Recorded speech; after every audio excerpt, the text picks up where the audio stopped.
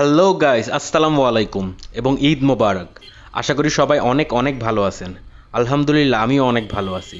চলে আসলাম নতুন আরেকটা ভিডিও নিয়ে। ভাই, ভিডিও শুরুতেই বলে রাখি, আজকের দিনটা ভালো যায় নাই। মানে আজকে যেহেতু ঈদের দ্বিতীয় দিন, মানে ছুটির দিন, ভাবছিলাম সেই রকম রিকোয়েস্ট পাবো এবং ভালোই টাকা কামাবো। দুপুর 12টার দিকে রেডি রেডি হয়ে জুতা পরতেছিলাম, তখন আমি অ্যাপগুলো ওপেন করি। প্রায় 2টা পর্যন্ত বসেছিলাম, 2 ঘন্টা বাসায়, কিন্তু কোনো রিকোয়েস্ট আসে নাই। পাঠাও অ্যাপে সারা দিনেও কোনো রিকোয়েস্ট আসে নাই। কয়েকদিন আগে এক ভাই কমেন্ট করছিল যে পাঠাও নাকি এখন ভালো হয়ে গেছে, অনেক রিকোয়েস্ট আসে। কই ভাই, সারাদিনে কোনো রিকোয়েস্টই পাইলাম না। যাক, ইন ড্রাইভে তো সবসময় থাকেই রিকোয়েস্ট, 5 কিলোমিটার 7 কিলোমিটার দূরের, আমি আর ওগুলো আর অ্যাকসেপ্ট করি নাই। তখন ভাবলাম তাহলে বিকেলেই বেরোবো। চলেন আর দেরি না করে ভিডিওটা বিসমিল্লা করি তাহলে। আজ জুন মাসের 18 তারিখ, রোজ মঙ্গলবার, সময় এখন বিকেল 4:30। বিকেল 4টার দিকে আমি অ্যাপগুলো ওপেন করি এবং ইনড্রাইভে অনেকগুলো রিকোয়েস্ট দেখছি। ওইটার মধ্যে একটা রিকোয়েস্ট পাইছিলাম ধোলাইখাল থেকে গাবতলী বাস স্ট্যান্ড, 175 টাকা ভাড়া দেখাচ্ছিল।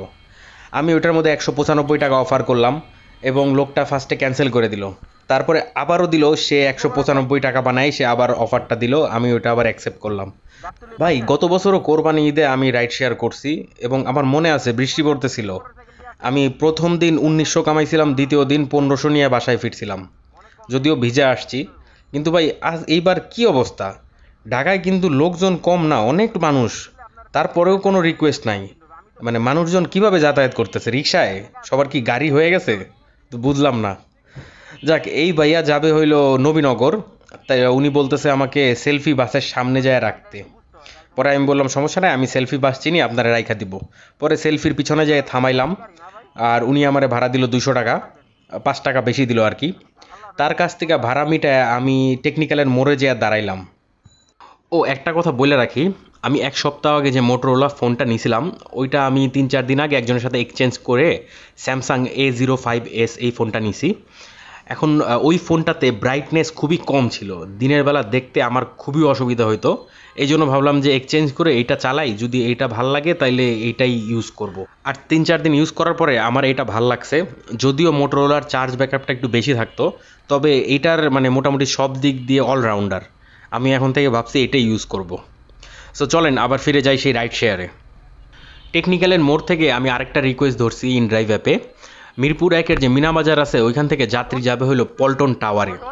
উনি ভাড়া দেখাইতেছিল 150, আমি তার 165 অফার করি, সে রাজি হয়ে যায়। শুরুতে যাত্রী আমার মেসেজ পাঠাইছিল যে ভাইয়া আপনি তো অনেক দূরে, ক্যান্সেল করে দেন। আর আমার কথা হলো রিকোয়েস্টই জোটে না, আবার ক্যান্সেল। আমি তারে বললাম যে আপা, আমি 2 মিনিটের মধ্যে উইরা আসতেছি, একটু সময় লাগবে না, আপনি দাঁড়ান। পরে যাত্রী রাজি হয়েছে।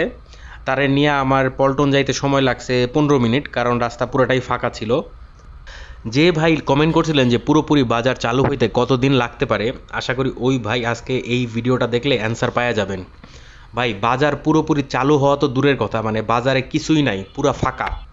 আজকে সারাদিন প্রত্যেকটা ট্রিপ শেষে মনে হয় নিজের কাছে বিরক্তি আইসা পড়ছে যে নেক্সট ট্রিপ কখন পাবো, বা ট্রিপ আসে না কেন। ঘুরতেছি ঘুরতেছি, কোনোভাবেই ট্রিপ পাচ্ছি না। আর আগে নর্মালি দিনগুলোতে তো পাঠাও অ্যাপ খুললে পরে দেখা যাইতো যে কোথায় লাল আছে বা ওইখানে যাই তাহলে ট্রিপ পাইতে পারি। আজকে তো পুরাই সাদামাটা। ওই যাত্রী নামায় দিলাম, উনি 165 টাকা ভাড়া দিল। আর ভাই, ঢাকা শহরের যে অলিগলিগুলো আছে ওই সব জায়গায় যে এত পচা গন্ধ, মানে সব জায়গায় ব্লিচিং পাউডার ছেটানো, কিন্তু এখনও মানে গন্ধটাই যায় নাই। আর জায়গায় জায়গায় স্তূপ করে ময়লা রাখা। কবে যে ভাই এগুলো সিটি কর্পোরেশন নিয়ে যাইব, কবে যে ভাই নগরটা আবার ঠিক হয়ে যাবে আল্লাহই জানে। একটু বৃষ্টি দরকার, বৃষ্টি না হইলে ঢাকা শহর জীবনেও পরিষ্কার হইব না। ওই যাত্রীরা নামানোর পর আমি এদিক ওদিক অনেক ঘুরলাম, প্রায় আধা ঘন্টা ওয়েট করলাম, চাটা খাইলাম, কিন্তু কোনো লাভ নাই, কোনো রিকোয়েস্ট পাইতেছিলাম না। আর ইনড্রাইভে আসতেছিল রিকোয়েস্ট, দেখেন কি ধরনের রিকোয়েস্ট আসতেছিল। টিকাটুলি থেকে যাবে হলো রাজশাহী, 4000 টাকা ভাড়া। এখন রাজশাহী তো যাওয়া আর সম্ভব না। যাক, আমি চিন্তা করলাম যে বাসায় চলে যাবো। পরে মন খারাপ করে বাসার দিকে রওনা দিয়ে দিলাম। গুলিস্তান যখন যে কাপ্তান বাজার আছে ওইখানে গেলাম, তখনই একটা রিকোয়েস্ট দেখলাম ইন ড্রাইভে, আমি সাথে সাথে ওইটা অ্যাকসেপ্ট করে নিলাম। আর ভাড়া দেখাইতেছিল 190, আমি ওইটারে 218 টাকা অফার করছিলাম। পরে সে রাজি হইলো, আর সে যাবে হলো নিকুঞ্জতে। পরে গেলাম তারে পিক করতে, উনি আছে হলো বঙ্গবন্ধু এভিনিউ, যে গোল চত্বরটা আছে ওইখানে। তারে নিয়ে রওনা দিয়ে দিলাম নিকুঞ্জ। আমাদের বেশি সময় লাগে নাই, 30 মিনিটের মতো লাগছিল, কারণ খিল খেতে একটু জ্যাম পাইছি। আর ভাড়া উনি আমার 220 টাকা দিয়ে দেয়। ওই যাত্রীকে নামানোর পর আমি আগেই জানতাম আমি নিকুঞ্জ থেকে কোনো রিকোয়েস্ট পাবো না।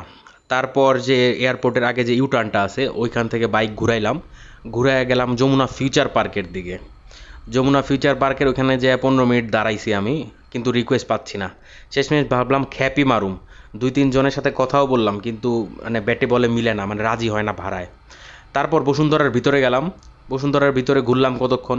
ভাই বসুন্ধরার ভিতরে যেদিনই গেছি আমি ওই দিনই রিকোয়েস্ট পাইছি, মানে একটা না একটা রিকোয়েস্ট পাইছি, থাকেই ইনড্রাইভে সবসময়, কিন্তু আজকে সেটাও নাই।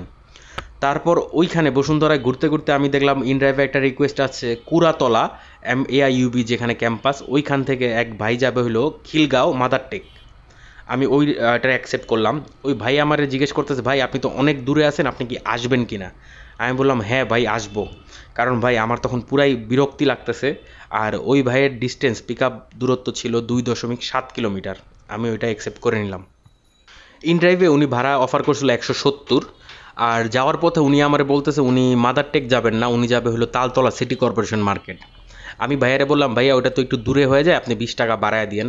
উনি বললো ঠিক আছে, আপনার 190 দিব।